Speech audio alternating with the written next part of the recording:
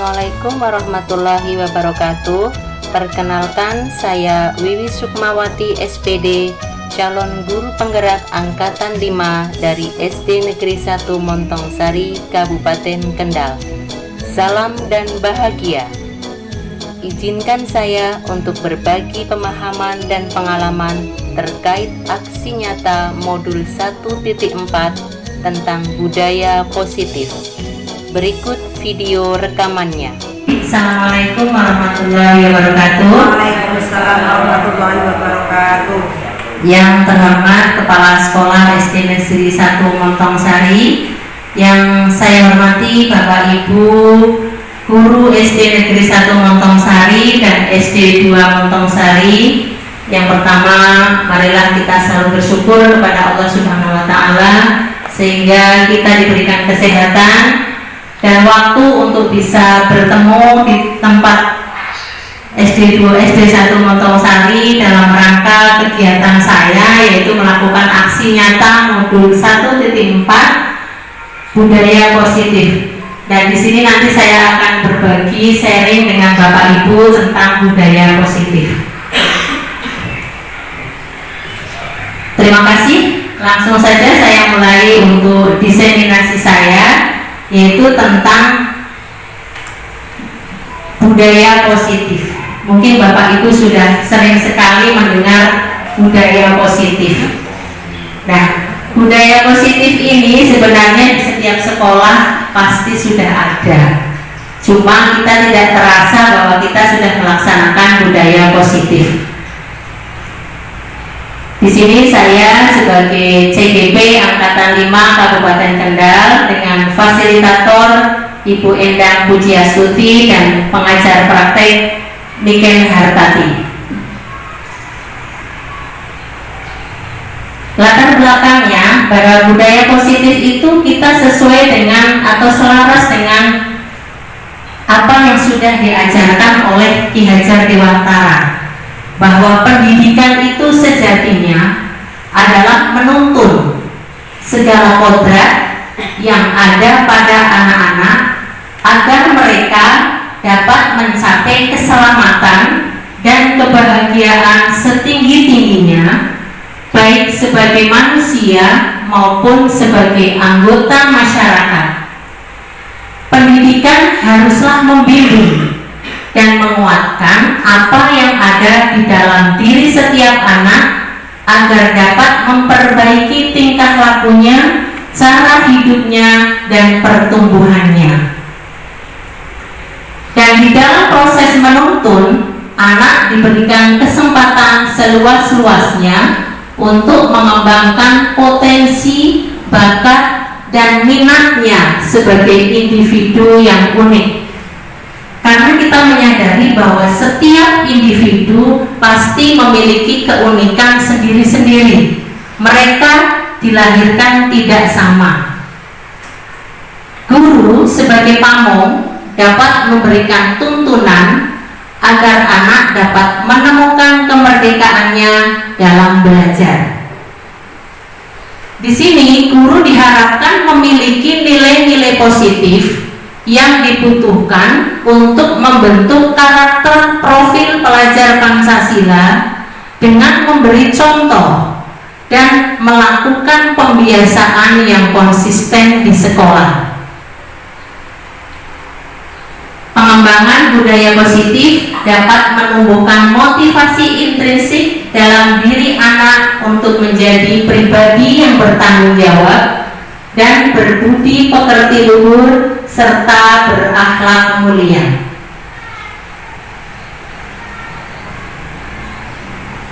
Bapak Ibu, dari latar belakang yang saya sampaikan tadi, apa sebenarnya budaya positif itu, Bapak Ibu? Mungkin Bapak Ibu ada yang bisa membantu.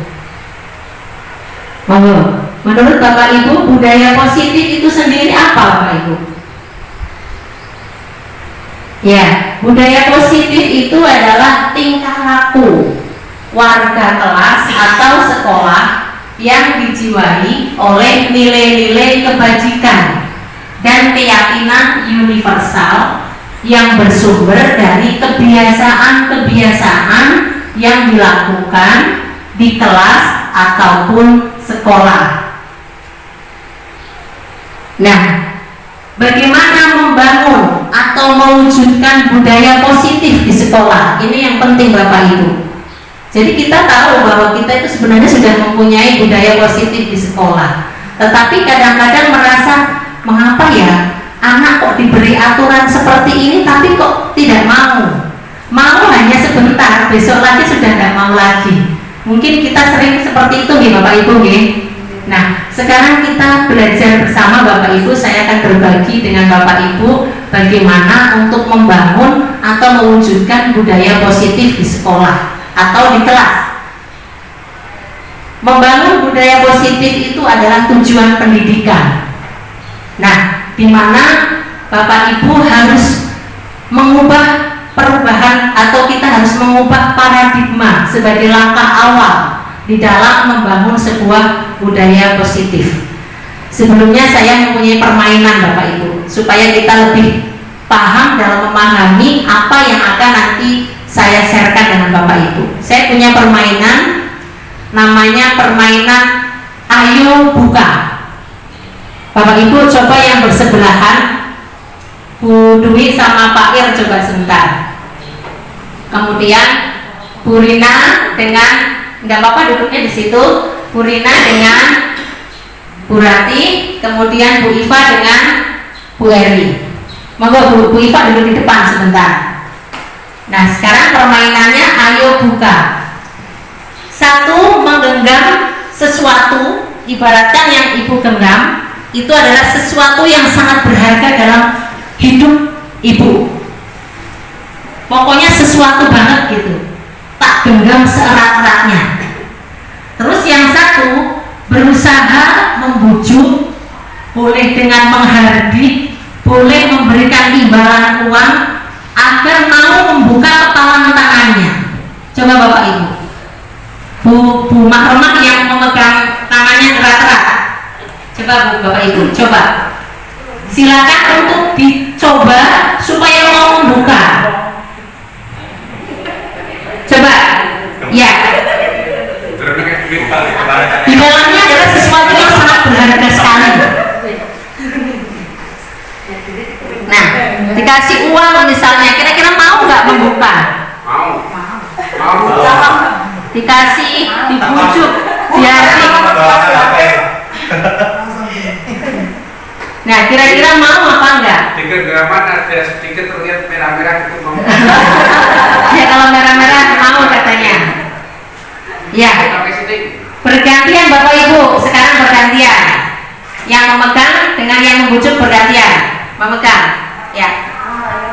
Nah, silakan Bu, dirayu Bu, dibujuk Bu, ayo Bu, dibuka Bu. Nanti kalau dibuka saya akan lihat seterusnya.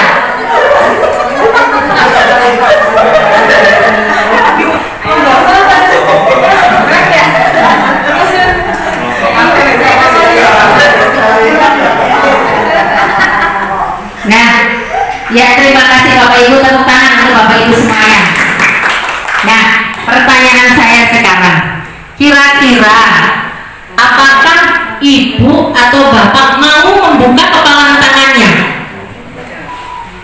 Kira-kira gimana Bu Rina? Menurut Bu Rina mau nggak? Nggak mau. Bu Mugi? Nggak mau. Pak Oh mau. Ya. Jadi kemungkinan jawabannya adalah bervariasi, mau dan tidak mau. Kenapa begitu Bapak Ibu? Kenapa coba? Ada yang mau, ada yang nggak mau. Rayuannya mau. Rayuannya katanya ya. Nah, Bapak Ibu, itulah kita harus merubah paradigma. Sekarang, kenapa mau dan tidak mau? Pertanyaannya, sebenarnya siapa yang memegang kendali kontrol itu tadi? Apakah karena bujukannya atau karena memang saya tidak mau melepas? Siapa yang memegang kontrol Bapak Ibu? Yang merayu atau yang memegang? Yang memegang. Ya Bapak Ibu, yang memegang kontrol adalah diri kita sendiri. Ya, diri kita sendiri. Saya mau membuka atau tidak itu tergantung saya memegang kendali kontrol, bukan orang lain. Meskipun saya mau dikasih uang 1 miliar, karena saya harus mempertahankan, ya saya nggak mau buka. Nah, itulah nanti kita akan belajar bagaimana merubah paradigma itu. Nah, menurut psikiater dan pendidik yaitu Dr. William Glasser, dalam teori kontrol meluruskan beberapa miskonsepsi tentang makna kontrol. Yang pertama, ilusi guru mengontrol murid.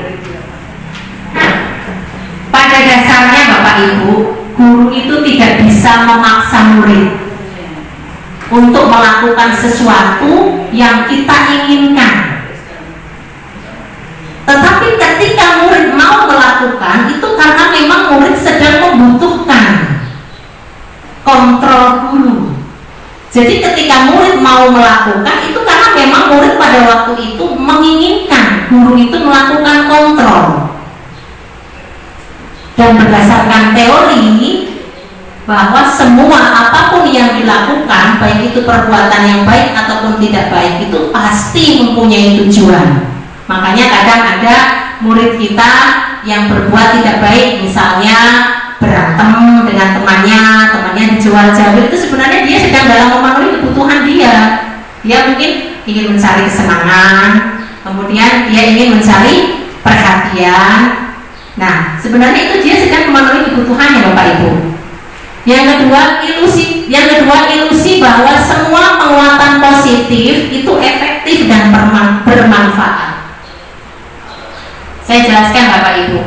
Penguatan positif atau bujukan itu tadi mungkin bisa merubah perilaku murid, tapi hanya bersifat sementara. Ketika murid menyadari, pasti nanti suatu saat dia akan menolak bujukan kita. Ketika memang dia tidak membutuhkan kita, tidak membutuhkan kontrol dari kita. Jadi hanya karena takut saja, bukan dari motivasi dalam dirinya. Kemudian yang ketiga, ilusi bahwa kritik dan membuat orang merasa bersalah dapat menguatkan karakter. Nah, membuat kritik dan mengkritik dan membuat orang merasa bersalah itu sebenarnya menuju pada potensi gagal.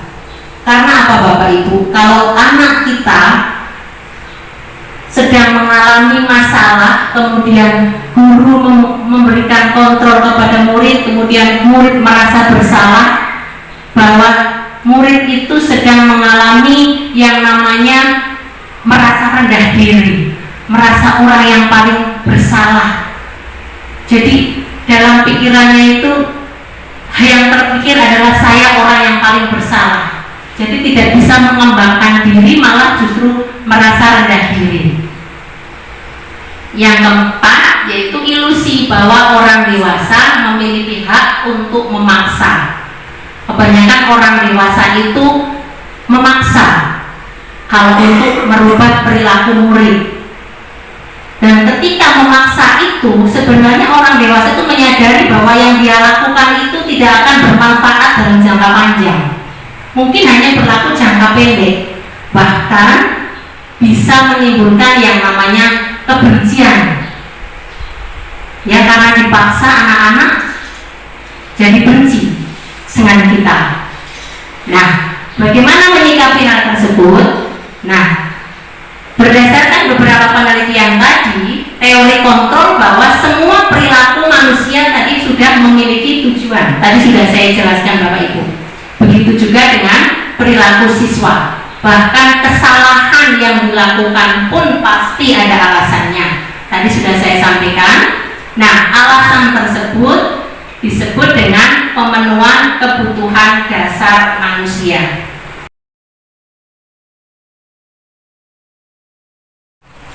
Ada 5 kebutuhan dasar manusia Bapak Ibu. Yang pertama, kebutuhan bertahan hidup atau survival, yaitu kebutuhan yang berkaitan dengan fisik seperti makan, tidur, tempat tinggal, dan lain-lain. Kemudian kebutuhan cinta dan kasih sayang atau penerimaan. Yang ketiga, kebutuhan penguasaan, atau pengakuan akan kemampuan. Yang keempat, kebutuhan kebebasan, yaitu akan pilihan, bebas untuk memilih. Yang kelima adalah kebutuhan akan kesenangan. Tadi sudah saya jelaskan dan ini ringkasannya.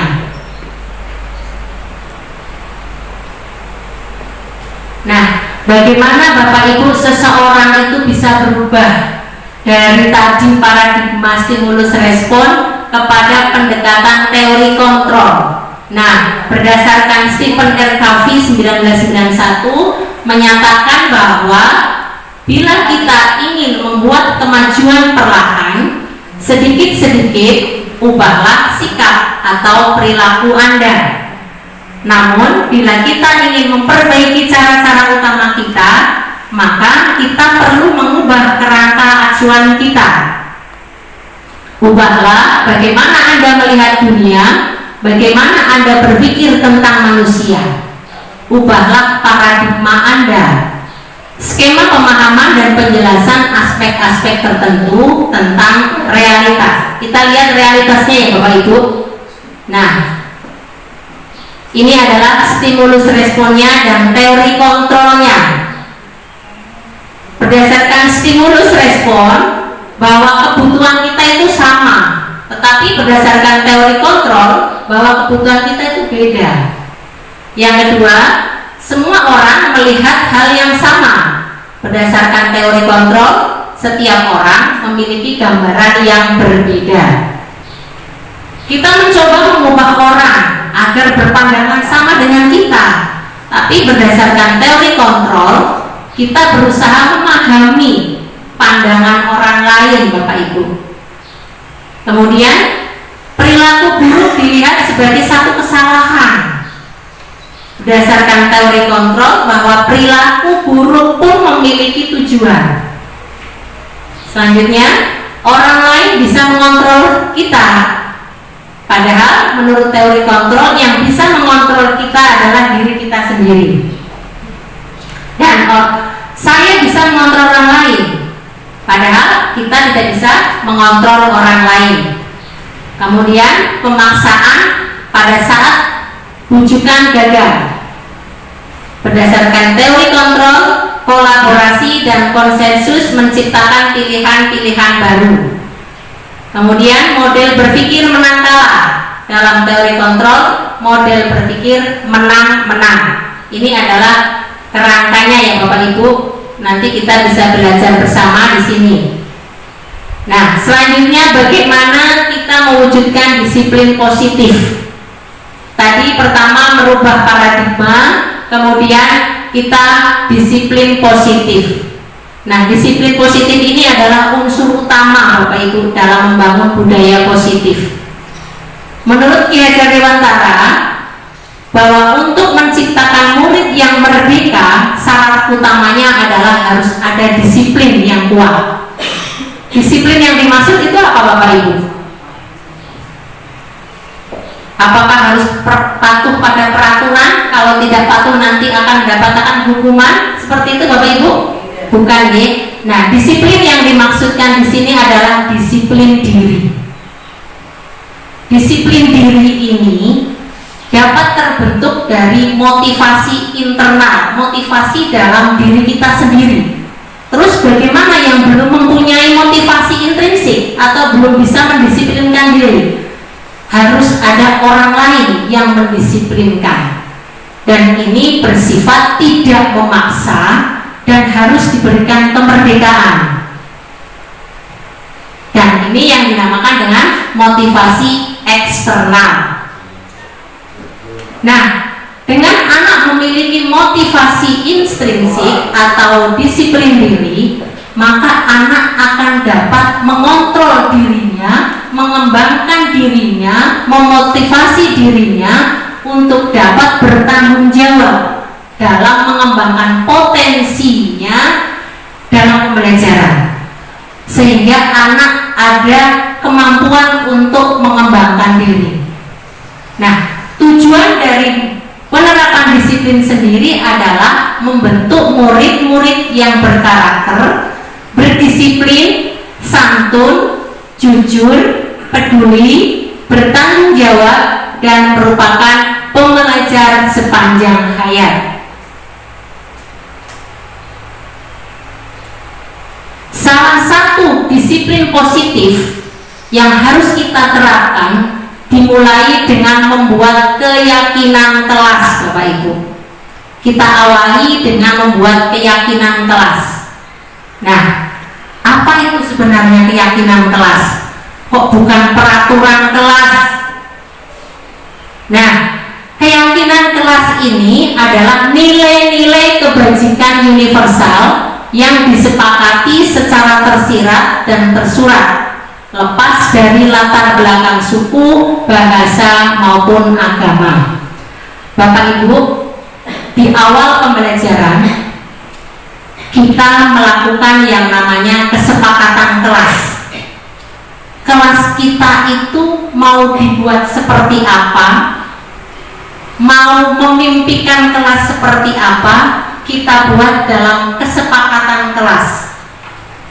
Nah, kesepakatan kelas ini berisi nilai-nilai positif yang akan dilaksanakan bersama antara guru dengan murid dan berdasarkan nilai-nilai yang bersumber pada murid. Misalnya, seperti yang sudah saya lakukan, nanti akan saya putarkan ya Bapak Ibu. Nah, dalam keyakinan kelas itu nanti ada yang namanya curah pendapat. Anak-anak mau menginginkan seperti apa? Contohnya, misalnya menginginkan hadir tepat waktu. Nah, itu dari anak sendiri Bapak Ibu. Ide-ide itu, nilai-nilai yang muncul itu adalah muncul dari anak-anak sendiri, bukan guru yang membuat aturan. Nah, setelah semuanya membuat, kita kelompokkan itu di belakang ya Bapak Ibu, sudah saya kelompokkan seperti itu. Nah, nanti kita tempel di depan. Dari 23 siswa itu kan pasti memiliki kesamaan dalam payung yang sama. Maksudnya nilai apa yang ada di dalam curah pendapat murid itu tadi. Misalnya siswa 1, 2, 3 sama-sama isinya yang pertama hadir tepat waktu, terus yang kedua tidak terlambat, kemudian yang ketiga hadir tidak boleh lebih dari jam 7. Nah, itu sebenarnya kan berada pada payung yang sama. Intinya hadir tepat waktu. Nilai yang ada di dalamnya adalah kedisiplinan. Nah, jadi anak-anak memahami bahwa dirinya itu harus memiliki nilai disiplin, bukan aturannya, tetapi nilai yang terdapat di dalam kesepakatan itu tadi. Ini Bapak Ibu ya. Nah, di sini saya bantu bagaimana pembentukan keyakinan kelas. Yang pertama bersifat abstrak daripada peraturan, kemudian berupa pernyataan-pernyataan universal, dibuat dalam bentuk kalimat positif, jangan menggunakan kalimat negatif. Contohnya, tidak membuang sampah sembarangan, itu kalimat negatif. Gunakan kalimat positif, buanglah sampah pada tempatnya, seperti itu. Kemudian jangan terlalu banyak, 23 jadi aturan semua, tetapi maksimal kita buat menjadi 7 lah, maksimal ya. Nah, kita kelompokkan dalam payung yang sama, maksudnya nilai-nilai yang sama. Kemudian keyakinan kelas sebaiknya sesuatu yang dapat diterapkan. Kalau memang tidak bisa diterapkan, jangan dipaksakan. Kemudian semua warga kelas ikut berkontribusi dalam membuat keyakinan kelas lewat kegiatan curah pendapat. Kemudian bersedia meninjau kembali keyakinan kelas dari waktu ke waktu. Jadi tidak harus itu terus. Kalau memang perlu dirubah, ditinjau kembali, silakan, tidak apa-apa. Nah, nanti saya akan memutarkan video ya tentang keyakinan kelas, bagaimana cara membuatnya, di mana tujuannya adalah menciptakan pembelajaran yang berpusat pada murid. Kemudian memunculkan keterlibatan murid dalam menentukan kelas yang diimpikan, sehingga murid lebih bertanggung jawab akan keputusan yang mereka buat bersama-sama. Selanjutnya, menumbuhkan komunikasi efektif antara murid dengan guru. Bapak Ibu, saya sudah mencoba melakukan ini dan saya terapkan di kelas saya. Yang pertama yaitu saya membuat keyakinan kelas. Tadinya saya nggak percaya Bapak Ibu, masa sih? Saya sempat berbicara seperti itu dalam diri saya sendiri. Tetapi ketika saya coba, saya praktekkan di dalam kelas, ternyata memang ada sesuatu yang berubah pada diri murid. Yang tadinya anak itu tidak nurut, ya, tidak disiplin, sekarang mereka sudah mulai, oh iya, saya punya keyakinan kelas ini. Jadi ketika ada anak murid saya itu yang sukanya itu jadi koncone, usil, itu ardan itu Bu, Masya Allah, anak luar biasa itu, tidak pernah bisa berhenti tangannya itu. Tetapi ketika dia itu jahili koncone, kemudian membuat temannya menangis, kemudian dia itu bidul koncone dengan nama orang tuanya, itu hampir setiap hari itu. Setelah saya itu mengontrol dia, mendisiplinkan dia dengan mengingatkan kembali kepada keyakinan kelas dia itu lama-lama itu seperti menyadari bahwa saya itu tidak boleh seperti ini. Seperti itu Bapak Ibu. Tadinya saya memang nggak percaya. Oh ternyata benar ya dengan keyakinan kelas itu. Ketika ada anak yang membuang sampah di kelas, misalnya biasanya itu berserakan, ada temannya yang mengingatkan, kita punya keyakinan kelas loh. Nah dia langsung mengambil, tidak usah harus disuruh. Dia ingatkan saja dengan itu. Keyakinan kelas itu kan dilaksanakan kita bersama untuk mewujudkan mimpi-mimpi kita. Nah, saya akan memutarkan bagaimana cara membuat keyakinan kelas Bapak Ibu. Ini saya gambarnya, kemudian videonya saya ambil dulu.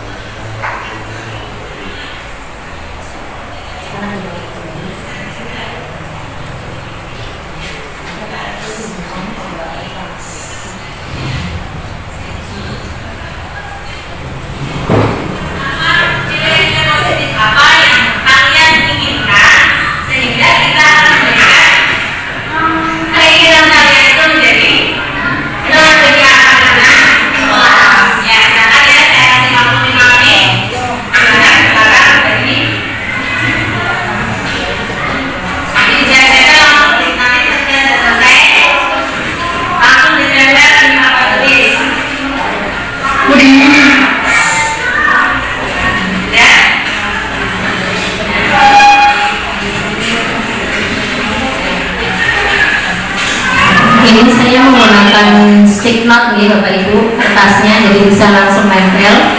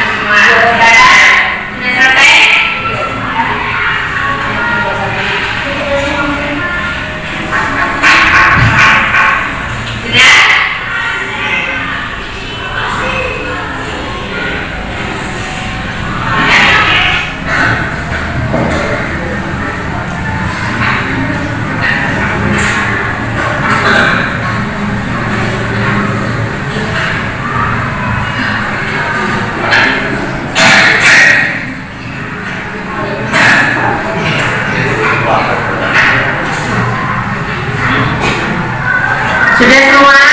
Coba punya Hafi dibacakan. Berdiri, silahkan berdiri. Membersihkan halaman kelas. Ya, silakan untuk ditempel di papan tulis.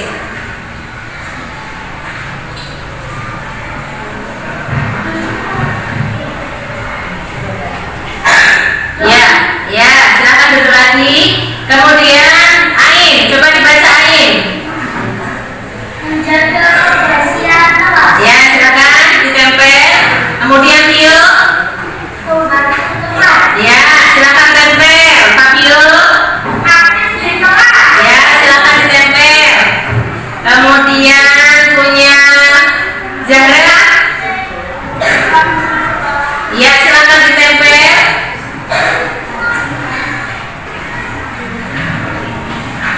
Ya, bergantian ditempel ya. Silakan yang lain ditempel.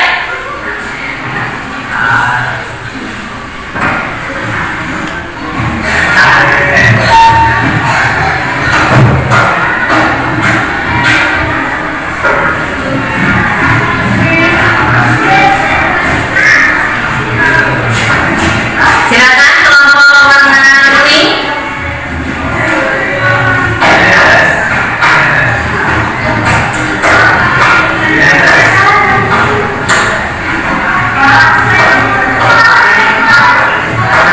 Lanjut.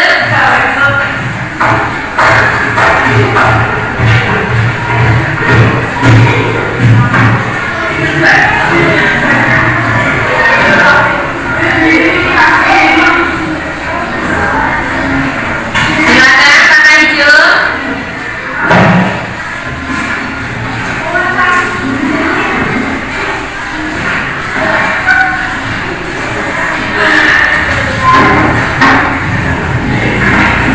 Ya, terima kasih.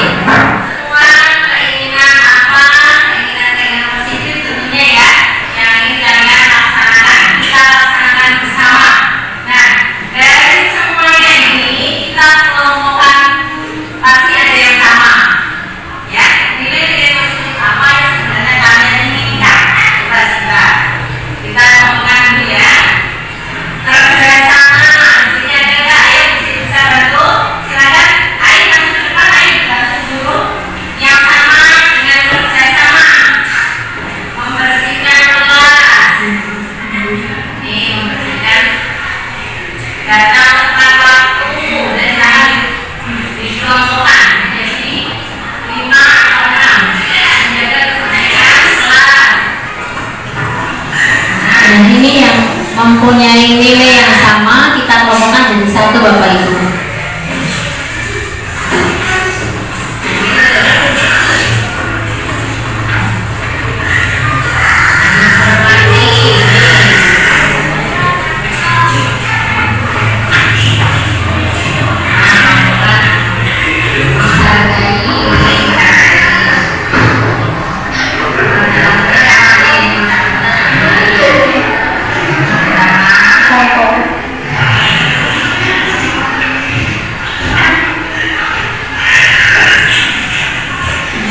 Dengan seperti ini anak-anak terlihat senang sekali bisa menulis sendiri, kemudian ditempel, ya, tidak ada yang dibuang.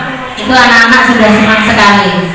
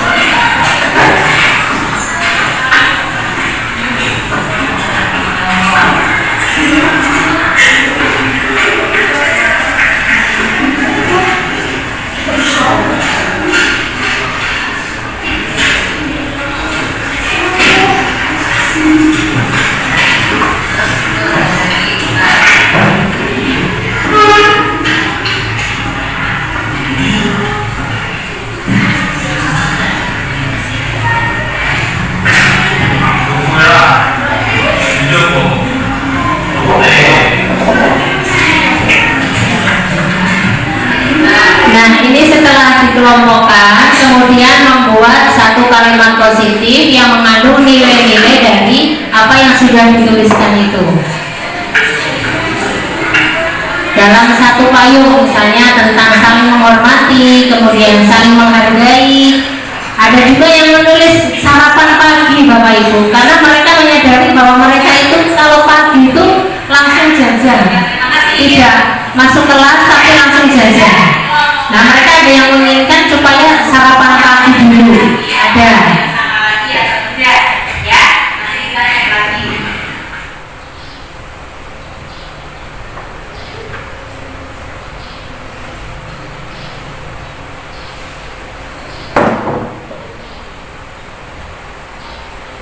Nah, Bapak Ibu, kemungkinan di dalam menjalankan keyakinan kelas itu tadi mungkin ada yang namanya suatu pelanggaran.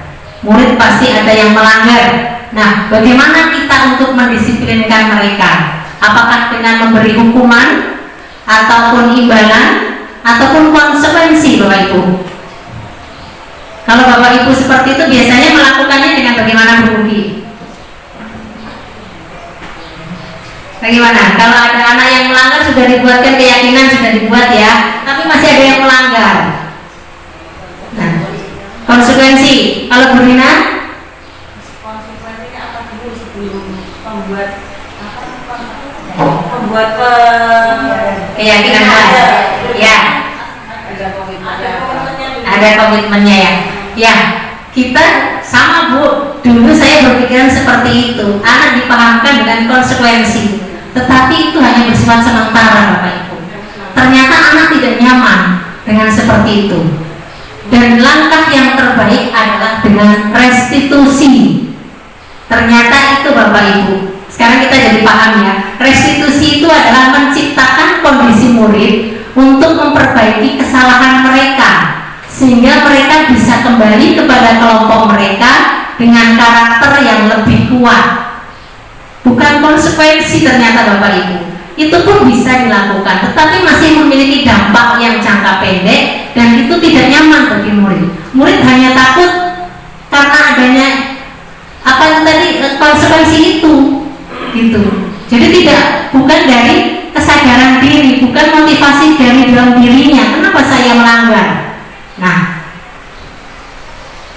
ada 3 motivasi perilaku manusia. Yang pertama tadi menghindari hukuman. Aku daripada dihukum aku Pak nurut Yang kedua, untuk mendapatkan imbalan atau penghargaan. Aku nek orang lakoni kene aku itu hadiah.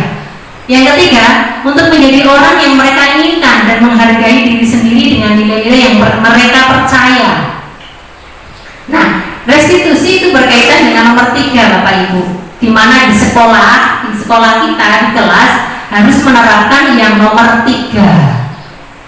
Ya, ini bedanya Bapak Ibu antara hukuman, konsekuensi dan restitusi. Konsekuensi masuk dalam identitas sukses, tetapi dampaknya masih belum maksimal karena menimbulkan rasa tidak nyaman dalam jangka waktu yang pendek untuk murid. Nah, ini Bapak Ibu, ciri-ciri dari restitusi bukan untuk menebus kesalahan, tetapi belajar dari kesalahan. Kemudian memperbaiki hubungan. Yang ketiga, tawaran, bukan paksaan. Yang keempat, menuntun untuk melihat ke dalam diri. Nah, di dalam restitusi itu menurut William Glasser ya, Gosen juga berkesimpulan ada 5 posisi kontrol yang harus dilakukan guru. Terus bagaimana guru menempatkan diri untuk dapat melakukan restitusi? Apakah dengan menghukum atau membuat rasa bersalah atau bersikap sebagai teman atau pemantau atau manajer? Coba Bapak Ibu, dalam melakukan restitusi kira-kira posisi kita sebagai guru berada di mana? Yang nomor berapa? Bu Eri, coba Bu Eri, dibantu Bu Eri. Sebagai teman. Kemudian Pak R, menurut jenengan kita berada posisi mana untuk bisa melakukan restitusi?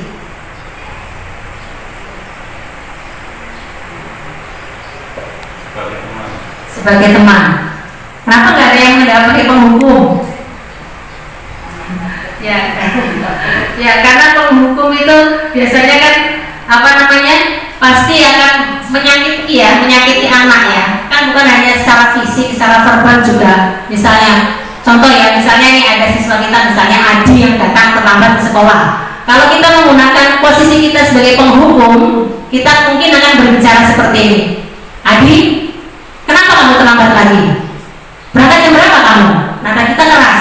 Dia akan menjawab, tapi sebenarnya dia dalam dirinya itu ada rasa dongkol, rasa marah sebenarnya.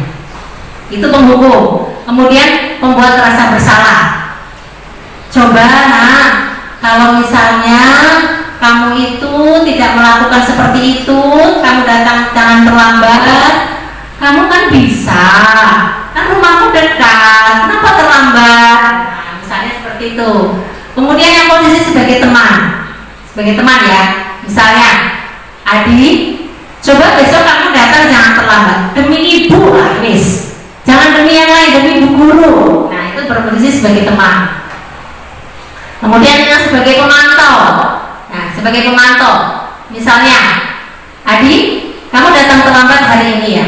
Kamu tahu nggak konsekuensinya apa? Nah, saya tahu Bu, saya harus mencuci misalnya harus lari 15 kali di lapangan. Dia tahu, itu sebagai pemantau. Nah, kemudian sebagai manajer Bapak Ibu. Dan posisi sebagai manajer, guru itu hanya menanyakan alasannya apa kamu kok datang terlambat. Terus bagaimana cara kamu akan memperbaiki diri kamu? Apa yang akan kamu lakukan? Kemudian diingatkan dengan keyakinan kelas. Keyakinan kelas apa yang belum kamu laksanakan? Nah, seperti itu. Kira-kira yang mana Bapak Ibu? Jadinya berubah nggak? Query sebagai teman atau pemantau atau manajer masih bertahan di teman. Nah, di sini ada kaitannya dengan yang nomor 3 tadi, untuk menjadi orang yang mereka inginkan dan menghargai diri sendiri dengan nilai-nilai yang mereka percaya. Karena mempunyai nilai keyakinan kita bahwa kita itu datang tepat waktu, nilainya itu. Nah, di dalam posisi yang nomor 5 itu adalah posisi kontrol kita sebagai guru yang paling ideal, adalah sebagai manajer. Nah, ini ada ya daftarnya, nanti akan saya bagikan juga. Nah, bagaimana cara kita menempatkan menyelesaikan kasus atau permasalahan murid yang melanggar atau yang indisipliner, yaitu dengan menerapkan yang namanya segitiga restitusi. Ya, dimana dalam segitiga restitusi itu yang pertama adalah menstabilkan identitas.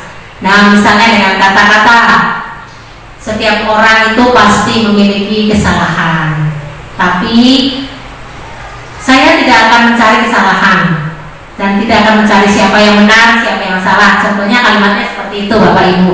Dimana dalam menstabilkan identitas itu kita mengetahui bahwa setiap orang itu pasti mempunyai kesalahan, tapi kita tidak menuntut anak untuk selalu melakukan kesalahan.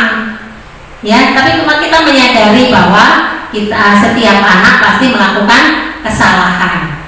Nah, kemudian supaya mereka kembali kepada bukan orang yang merasa bersalah, saya sudah melakukan bersalah, saya sudah salah, merasa rendah diri. Jadi distabilkan dulu dengan kalimat-kalimat seperti tadi, yang kemudian memvalidasi tindakan yang salah. Kita harus menyadari Bapak Ibu, meskipun murid kita melakukan tindakan salah pasti ada tujuannya. Ya, mungkin di sekolah anak suka minjam buku atau pulpen temannya tapi tidak dikembalikan, itu kan sebenarnya dia sedang memenuhi kebutuhan dia cari perhatian. Nah, atau mungkin juga untuk kesenangan, nanti pulpennya dikumpulkan kemudian dibuat mainan, berarti kan dia sedang memenuhi kebutuhan kesenangan itu tadi. Yang ketiga adalah menanyakan keyakinan. Nah, nanti Bapak Ibu, saya akan mencoba membagi tentang video restitusi yang sudah pernah saya lakukan.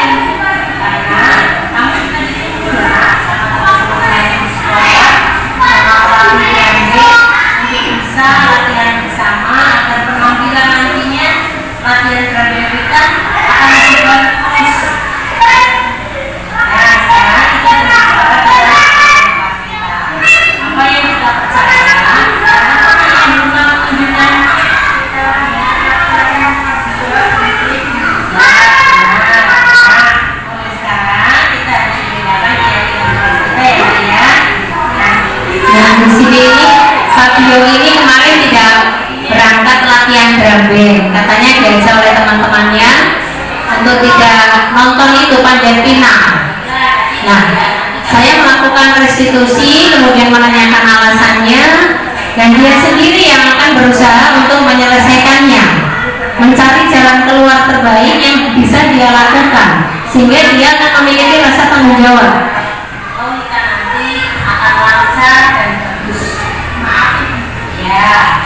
Dan di sini saya melakukan posisi sebagai kontrol, posisi kontrol sebagai manajer.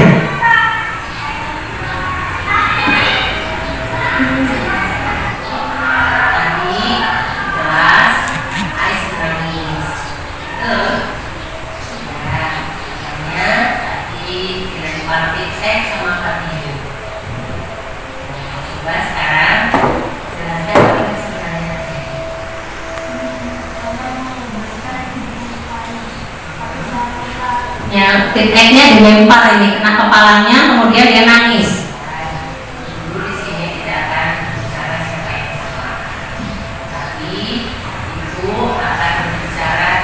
Kemudian saya sebagai guru mendisiplinkan murid dengan segitiga restitusi dan memposisikan posisi kontrol sebagai manajer.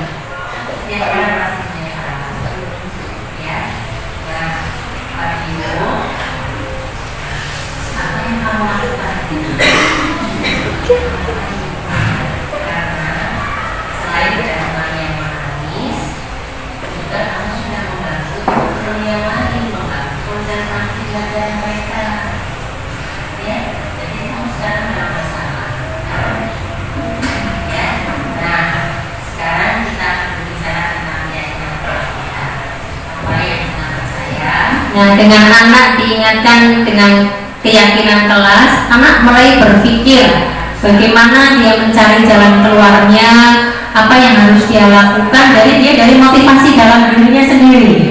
Tidak guru yang menentukan, kamu harus ini, tidak, tapi dia sendiri yang menginginkan.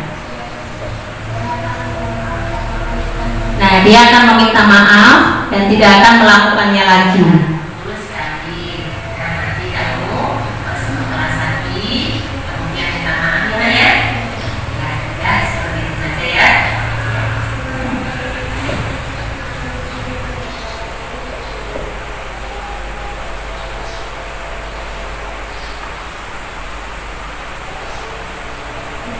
Bapak Ibu, mungkin ya Bapak Ibu, mungkin dalam diri kita adalah ya yang berpikir, beberapa guru ataupun kita sendiri pernah berpikir lambok wis kon salaman kan wis rampung, seperti itu ya Bapak Ibu. Tapi kita harus ingat Bapak Ibu bahwa pendidikan itu adalah tempat bersemainya kebudayaan, di mana kebudayaan itu sendiri tumbuh dari pembiasaan-pembiasaan yang nantinya akan menjadi karakter bagi anak sendiri dari dalam diri sendiri, tanpa paksaan, tanpa imbalan ataupun harus mendapatkan hukuman. Nah, pendidikan itu mencetak generasi muda, generasi penerus bangsa yang memiliki karakter tetapi tanpa ada suatu paksaan, karakter yang tumbuh dalam diri sendiri. Nah, itulah yang diinginkan dalam pendidikan kita Bapak Ibu. Nah, di sini saya juga memberikan beberapa contoh budaya-budaya yang sudah saya terapkan untuk mendisiplinkan murid. Saya akan putarkan sedikit ya Bapak Ibu.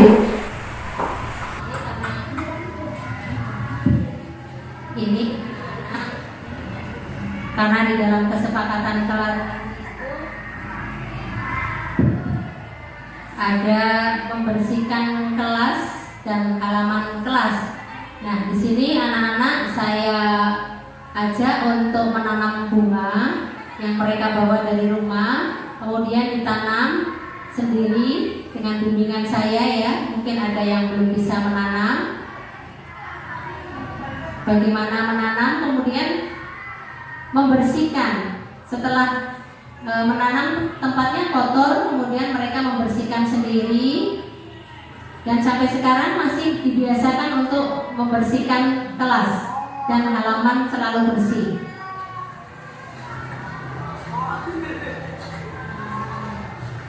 Nah, mereka terlihat sangat senang sekali apa yang mereka tanam, kemudian mereka pajang sendiri, pilih tempat sendiri, menanam sendiri.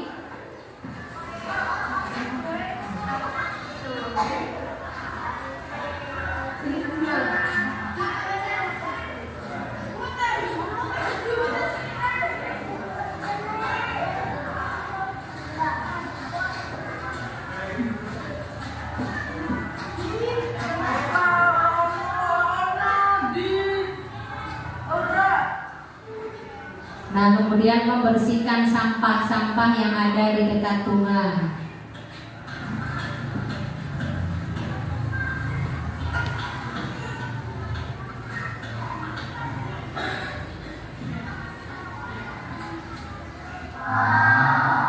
Yang kedua ini adalah seni baca Al-Quran. Ini juga pembiasaan yang baru diterapkan di SD 1 Montong Sari untuk meningkatkan kecintaan mereka dalam membaca Al-Quran, sehingga mereka akan tertarik dan rajin untuk membaca Al-Quran.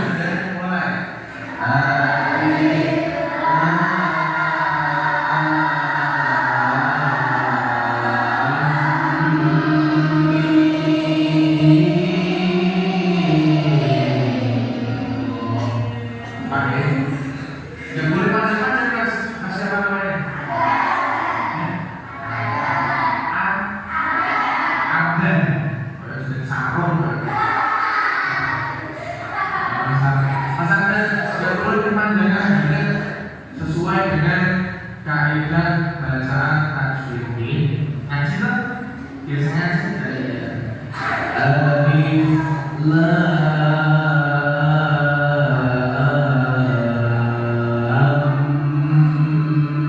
mim, supaya putra ya terang.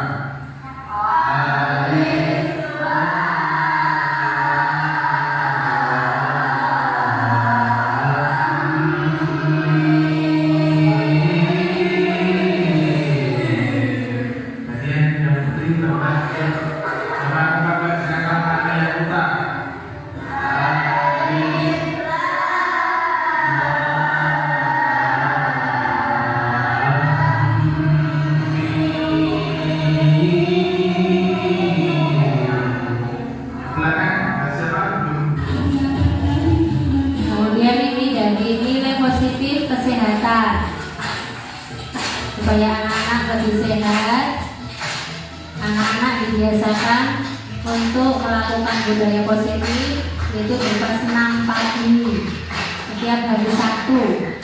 Sabtu sehat, Jumat bersih ya.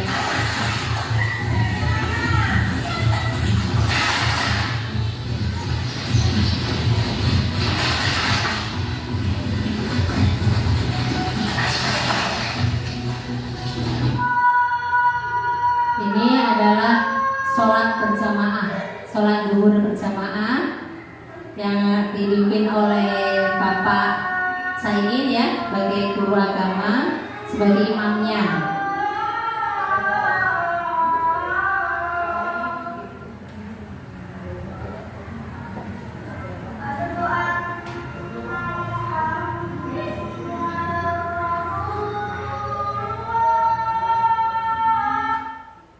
Nah, demikian Bapak Ibu paparan saya, diseminasi saya tentang budaya positif. Mudah-mudahan dengan adanya budaya positif ini akan membantu, akan menjadikan murid-murid kita menjadi generasi-generasi penerus yang memiliki karakter yang baik dan dapat bermanfaat untuk hidupnya, untuk mencapai keselamatan dan kebahagiaan setinggi-tingginya.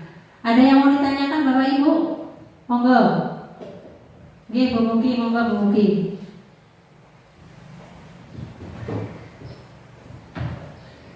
Terima kasih atas waktunya Bu. Saya di sini akan menanyakan apa kelebihan restitusi dalam menyelesaikan masalah. Nah, tadi ada Ibu Mugi bertanya apa kelebihannya dari restitusi. Kenapa kok tidak dengan cara yang lain? Mungkin ada yang nama yang lain.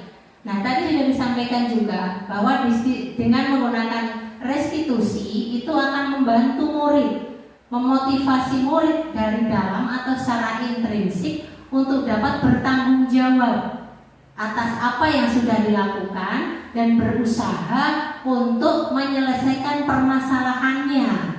Seperti itu, tidak lepas tanggung jawab, tidak senangnya dewe gitu, seperti itu. Jadi dia memiliki tanggung jawab. Apa yang harus saya lakukan? Tentunya dengan adanya keyakinan kelas atau nilai-nilai positif yang akan diterapkan. Seperti itu. Bagaimana Bu? Ya, terima kasih. Ada lagi? Ibu Rati?